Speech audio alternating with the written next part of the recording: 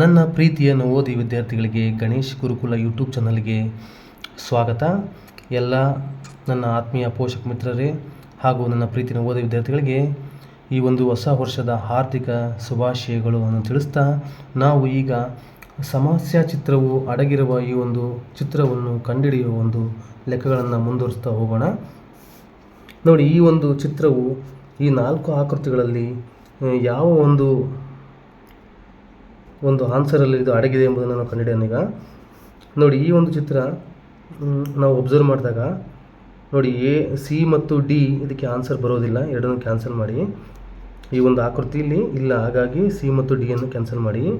A ಮತ್ತು ಬಿಯನ್ನು observe ಮಾಡಿದಾಗ ನೋಡಿ, ಎನಲ್ಲಿ ಇದು ಇದೆ. ನೋಡಿ, ಎನಲ್ಲಿ ಈ ರೀತಿಯಾಗಿ ಮತ್ತು ಈ ರೀತಿಯಾಗಿ ಮತ್ತು ಈ ರೀತಿಯಾಗಿ ಮತ್ತು ಈ ರೀತಿಯಾಗಿ, ಹಾಗಾಗಿ ಇದು ಎನಲ್ಲಿ ಅಡಗಿದೆ. ಈ ಒಂದಕ್ಕೆ ಆನ್ಸರ್ ಎ ಕರೆಕ್ಟ್ ಆಗುತ್ತೆ. ನೋಡಿ, ಎರಡನೇ ಒಂದು ಪ್ರಶ್ನೆ ನೋಡಿದಾಗ ಇವಾಗ ಈ ಒಂದು ಆಕೃತಿಯು ಎಲ್ಲಿದೆಯಪ್ಪ ಅಂತ ಕಂಡುಹಿಡಿದ್ರೆ, ಈಗ ಎಯನ್ನು ಕ್ಯಾನ್ಸಲ್ ಮಾಡಿ, ನಂತರ ಡಿಯನ್ನು ಕೂಡ ಕ್ಯಾನ್ಸಲ್ ಮಾಡಿ. ಡಿನಲ್ಲಿ ಈ ಥರ ಶೇಪ್ ಬಂದಿಲ್ಲ, ಡಿನ ಕ್ಯಾನ್ಸಲ್ ಮಾಡಿ. ಈ ಬಿ ಮತ್ತು ಸಿಯನ್ನು ನೋಡಿದಾಗ ನೋಡಿ, ಸಿನಲ್ಲೂ ಕೂಡ ಆಕೃತಿ ಇಲ್ಲ. ನೋಡಿ, ಬಿನಲ್ಲಿ ಇದೆ. ನೋಡಿ, ಬಿನಲ್ಲಿ ಈ ರೀತಿಯಾಗಿದೆ. ನೋಡಿ, ಈ ರೀತಿಯಾಗಿ ಈ ಆಕೃತಿ ಇದೆ, ಹಾಗಾಗಿ ಇದಕ್ಕೆ ಬಿ ಆನ್ಸರ್ ಸರಿಯಾಗುತ್ತೆ. ಎರಡನೇದಕ್ಕೆ ಬಿ ಆನ್ಸರ್ ಸರಿಯಾಗುತ್ತೆ. ನೋಡಿ, ಈ ಒಂದು ಮೂರನೇ ಚಿತ್ರವನ್ನು ನೋಡಿದಾಗ, ಮೂರನೇ ಪ್ರಶ್ನೆಯನ್ನು ನೋಡಿದಾಗ ನೋಡಿ, ಈ ಒಂದು ಆಕೃತಿ ಎನಲ್ಲಿ ಬರೋದಿಲ್ಲ, ಹಾಗೆ ಬಿನಲ್ಲೂ ಕೂಡ ಇಲ್ಲ. ಎ ಮತ್ತು ಬಿಯನ್ನು ಎರಡು ಕ್ಯಾನ್ಸಲ್ ಮಾಡಿ. ಮತ್ತು ನೋಡಿ, ಸಿನಲ್ಲಿ ಇದೆ, ಅದು ಡಿನಲ್ಲೂ ಕೂಡ ಇಲ್ಲ. ಡಿನಲ್ಲಿ ಆ ಥರ ಚಿತ್ರ ಬಂದಿಲ್ಲ, ಸ್ವಲ್ಪ ವ್ಯತ್ಯಾಸವಾಗಿದೆ, ಹಾಗಾಗಿ ಇದಕ್ಕೆ ಸಿ ಆನ್ಸರ್ ಕರೆಕ್ಟ್ ಆಗುತ್ತೆ. ನೋಡಿ, ಸಿನಲ್ಲಿ ಈ ರೀತಿ ಆಕೃತಿ ಬಂದಿದೆಯಲ್ಲ, ಮತ್ತು ನೋಡಿ ಈ ರೀತಿಯಾಗಿ, ಹಾಗಾಗಿ ಇದಕ್ಕೆ ಸಿ ಆನ್ಸರ್ ಸರಿಯಾಗುತ್ತೆ. ಮೂರನೇದಕ್ಕೆ ಸಿ ಆನ್ಸರ್ ಕರೆಕ್ಟ್ ಆಗುತ್ತೆ. ನೋಡಿ, ನಾಲ್ಕನೇ ಪ್ರಶ್ನೆ ನೋಡಿದಾಗ, ಈ ನಾಲ್ಕನೇ ಪ್ರಶ್ನೆ ನೋಡಿದಾಗ ಈ ಒಂದು ಆಕೃತಿ ನೋಡಿ ತುಂಬ ಸರಳವಾಗಿದೆ. ನೀವು ಇದಕ್ಕೆ ನೋಡಿ, ಬಿನಲ್ಲಿ ಇದಿಲ್ಲ, ಸಿನಲ್ಲೂ ಕೂಡ ಇಲ್ಲ, ಮತ್ತು ಡಿನಲ್ಲೂ ಕೂಡ ಬಂದಿಲ್ಲ, ಹಾಗಾಗಿ ಇದಕ್ಕೆ ಎ ಆನ್ಸರ್ ಕರೆಕ್ಟ್ ಆಗುತ್ತೆ. ನೋಡಿ, ಎನಲ್ಲಿ ಅಡಗಿದೆ. ನೋಡಿ, ಈ ರೀತಿಯಾಗಿ ಮತ್ತು ಈ ರೀತಿಯಾಗಿ, ಹಾಗಾಗಿ ಇದಕ್ಕೆ ನಾಲ್ಕನೇದಕ್ಕೆ ಎ ಆನ್ಸರ್ ಕರೆಕ್ಟ್ ಆಗುತ್ತೆ. ಮತ್ತು ನೋಡಿ, ಐದನೇದು ಇದು ತುಂಬ ಈಸಿಯಾಗಿದೆ. ಈ ಒಂದು ಆಕೃತಿ ಎಲ್ಲಿ ಅಡಗಿದೆ ಅಂತೇಳಿ ನೋಡಿ, ನೀವು ಕಂಡುಹಿಡಿಯೋದು ತುಂಬ ಈಸಿ ಆಗುತ್ತೆ. ಈ ಆಕೃತಿ ಬಿನಲ್ಲಿ ಅಡಗಿದೆ. ನೋಡಿ, ಈ ಥರ ಬಿನಲ್ಲಿ ಇದು ಅಡಗಿದೆ, ಹಾಗಾಗಿ ಇದಕ್ಕೆ ಬಿ ಆನ್ಸರ್ ಕರೆಕ್ಟ್ ಆಗುತ್ತೆ. ಎನಲ್ಲೂ ಕೂಡ ಇಲ್ಲ, ಸಿನಲ್ಲೂ ಕೂಡ ಇಲ್ಲ, ಡಿನಲ್ಲೂ ಕೂಡ ಇಲ್ಲ. ಐದನೇದಕ್ಕೆ ಬಿ ಆನ್ಸರ್ ಕರೆಕ್ಟ್ ಆಗುತ್ತೆ. ನೀವು ಈ ಚಿತ್ರಗಳನ್ನು ಸೂಕ್ಷ್ಮ ಗಮನಿಸಿದಾಗ ಇಂತಹ ಪ್ರಶ್ನೆಗಳಲ್ಲಿ ನೀವು ಪೂರ್ಣ ಅಂಕಗಳನ್ನು ಪಡಿಬೋದು. ಅತಿ ಹೆಚ್ಚು ಪ್ರಾಕ್ಟೀಸನ್ನು ಮಾಡಿ ವಿದ್ಯಾರ್ಥಿಗಳೇ, ಹಾಗಾಗಿ ಅತಿ ಹೆಚ್ಚು ಪ್ರಾಕ್ಟೀಸನ್ನು ಮಾಡಿದಾಗ ನಿಮಗೆ ಹೆಚ್ಚಿನ ಅಂಕಗಳು ಬರ್ತವೆ ಅಂತ ಹೇಳ್ತಾ, ಯಾರೆಲ್ಲ ಈ ಒಂದು ಗಣೇಶ್ ಗುರುಕುಲ ಯೂಟ್ಯೂಬ್ ಚಾನಲನ್ನು ವೀಕ್ಷಣೆ ಮಾಡ್ತಿದ್ದೀರೋ ಎಲ್ಲ ವೀಕ್ಷಕರು ಈ ಒಂದು ಯೂಟ್ಯೂಬ್ ಚಾನಲನ್ನು ಸಬ್ಸ್ಕ್ರೈಬ್ ಮಾಡ್ಕೊಳ್ಳಿ, ಹಾಗೆ ಲೈಕ್ ಮಾಡಿ ಅಂತ ಹೇಳ್ತಾ ಈ ಲೆಕ್ಕವನ್ನು ಮುಂದುವರಿಸ್ತಾ ಹೋಗೋಣ. ನೋಡಿ, ಈ ಒಂದು ಆಕೃತಿಯು ಎಲ್ಲಿ ಅಡಗಿದೆ ಎಂಬುದನ್ನು ಭಾರಿ ಈಸಿಯಾಗಿ ನೀವು ಗುರುತಿಸ್ಬೋದು.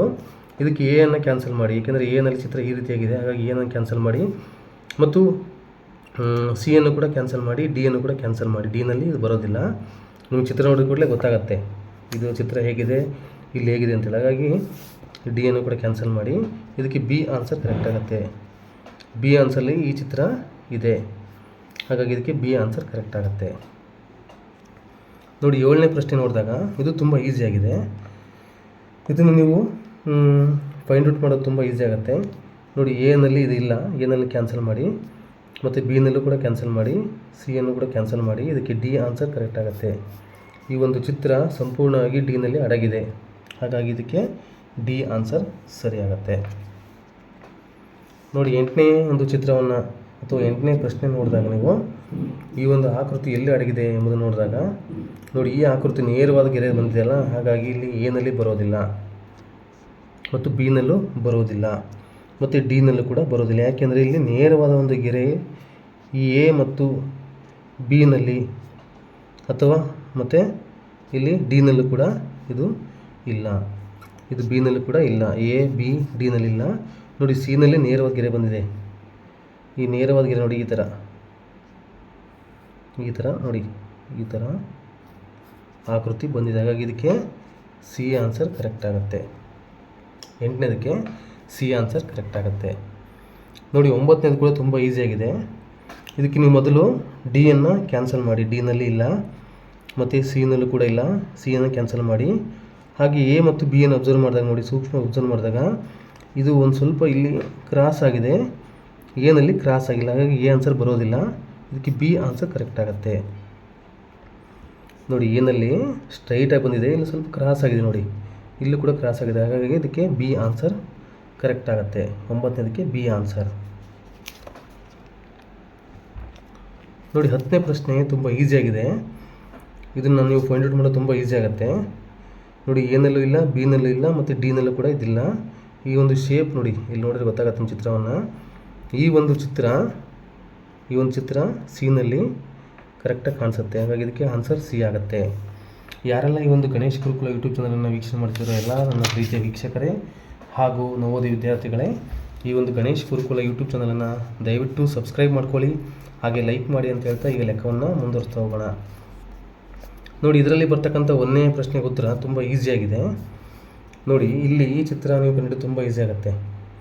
ಈ ಚಿತ್ರ ಎಲ್ಲಿದೆ ನೋಡಿ, ಡಿನಲ್ಲಿ ಇಲ್ಲ, ಸಿನಲ್ಲೂ ಕೂಡ ಬರೋದಿಲ್ಲ, ಹಾಗೆ ಬಿನಲ್ಲೂ ಕೂಡ ಬಂದಿಲ್ಲ. ಇದಕ್ಕೆ ಎ ಆನ್ಸರ್ ಕರೆಕ್ಟ್ ಆಗುತ್ತೆ. ನೋಡಿ ಎ ಆನ್ಸರಲ್ಲಿ ಇದೆ, ಇದು ಎನಲ್ಲಿ ಅಡಗಿದೆ ಈ ಚಿತ್ರ, ಇದಕ್ಕೆ ಎ ಆನ್ಸರ್ ಕರೆಕ್ಟ್ ಆಗುತ್ತೆ. ನೋಡಿ 2ನೇ ತುಂಬ ಈಸಿಯಾಗಿದೆ. ಈ ಒಂದು ಚಿತ್ರ ಎಲ್ಲಿ ಅಡಗಿದೆ ಅಂತ ನೀವು ಭಾಳ ಈಸಿಯಾಗಿ ಫೈಂಡ್ ಔಟ್ ಮಾಡ್ಬೋದು. ನೋಡಿ ಎನಲ್ಲೂ ಅಡಗಿಲ್ಲ. ನೀವು ಎ ಮತ್ತು ಡಿಯನ್ನು ನೀವು ಕನ್ಫ್ಯೂಸ್ ತೊಗೊಂಬೇಡಿ, ಬಿ ಮತ್ತು ಸಿಯನ್ನು ಎರಡು ಕ್ಯಾನ್ಸಲ್ ಮಾಡಿ ಫಸ್ಟು. ನೋಡಿ ಎನಲ್ಲಿ ಯಾಕಿಲ್ಲ ಅಂತಂದರೆ ಈ ಒಂದು ಆಕೃತಿ ನೋಡಿ ಎಡ್ಜಲ್ಲಿ ಬಂದಿದೆ, ಇದು ಎಡ್ಜಲ್ಲಿ ಈ ಥರ ಬಂದಿದೆ, ಇದು ಆಕೃತಿ ಬರೋದಿಲ್ಲ. ನೋಡಿ ಇದಾದರೆ ಕರೆಕ್ಟ್ ಆಗುತ್ತೆ. ನೋಡಿ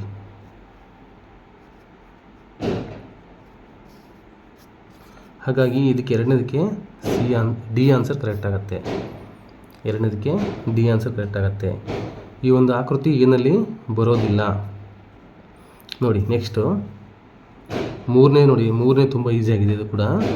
ಈ ಒಂದು ಆಕೃತಿ ನೀವು ಅಬ್ಸರ್ವ್ ಮಾಡಿದಾಗ ನೋಡಿ ಇಲ್ಲಿ ನೇರವಾದ ಗೆರೆ ಇಲ್ಲಿ ಬಂದಿಲ್ಲ, ಹಾಗಾಗಿ ಎ ಬರೋದಿಲ್ಲ, ಬಿ ಅಂತರೂ ಬರೋದಿಲ್ಲ, ಮತ್ತು ಸಿನೂ ಬರೋದಿಲ್ಲ. ಇದಕ್ಕೆ ಡಿ ಆನ್ಸರ್ ಕರೆಕ್ಟ್ ಆಗುತ್ತೆ. ಯಾಕೆಂದರೆ ಡಿನಲ್ಲಿ ನೋಡಿ ಈ ರೀತಿಯಾಗಿ ನೋಡಿ, ಈ ರೀತಿಯಾಗಿ ಮತ್ತು ಈ ರೀತಿಯಾಗಿ ನೇರವಾದ ಗೆರೆ ಮತ್ತು ಇಲ್ಲೊಂದು ಆಯಿತ, ಹಾಗಾಗಿ ಇದಕ್ಕೆ ಈ ಒಂದು ಚಿತ್ರ ಇಲ್ಲಿ ಅಡಗಿದೆ, ಹಾಗಾಗಿ ಇದಕ್ಕೆ ಡಿ ಆನ್ಸರ್ ಕರೆಕ್ಟ್ ಆಗುತ್ತೆ. ನೋಡಿ 4ನೇ ಪ್ರಶ್ನೆಯನ್ನು ನೀವು ಅಬ್ಸರ್ವ್ ಮಾಡಿದಾಗ ಇದು ಕೂಡ ತುಂಬ ಈಸಿಯಾಗಿದೆ. ನೋಡಿ ಇಲ್ಲಿ ಎನಲ್ಲಿ ಕ್ಯಾನ್ಸಲ್ ಮಾಡಿ, ಎ ಬರೋದಿಲ್ಲ ಇದಕ್ಕೆ, ಮತ್ತು ಬಿಯನ್ನು ಕೂಡ ಕ್ಯಾನ್ಸಲ್ ಮಾಡಿ. ನೋಡಿ ಸಿನಲ್ಲಿ ಅಡಗಿದೆ, ಡಿ ಈ ಥರ ಚಿತ್ರ ಹೋಲಿಕೆ ಇಲ್ಲ, ಹಾಗಾಗಿ ಡಿಯನ್ನು ಕೂಡ ಕ್ಯಾನ್ಸಲ್ ಮಾಡಿ. ನೋಡಿ ಈ ಒಂದು ಚಿತ್ರ ಸಿನಲ್ಲಿ ಅಡಗಿದೆ. ನೋಡಿ ಈ ರೀತಿಯಾಗಿ ಅದು ಚಿತ್ರ ಇಲ್ಲಿ ಅಡಗಿದೆ, ಹಾಗಾಗಿ ಇದಕ್ಕೆ ಆನ್ಸರ್ ಸಿ ಆನ್ಸರ್ ಕರೆಕ್ಟ್ ಆಗುತ್ತೆ. 4ನೇದಕ್ಕೆ ಸಿ ಆನ್ಸರ್ ಕರೆಕ್ಟ್ ಆಗುತ್ತೆ.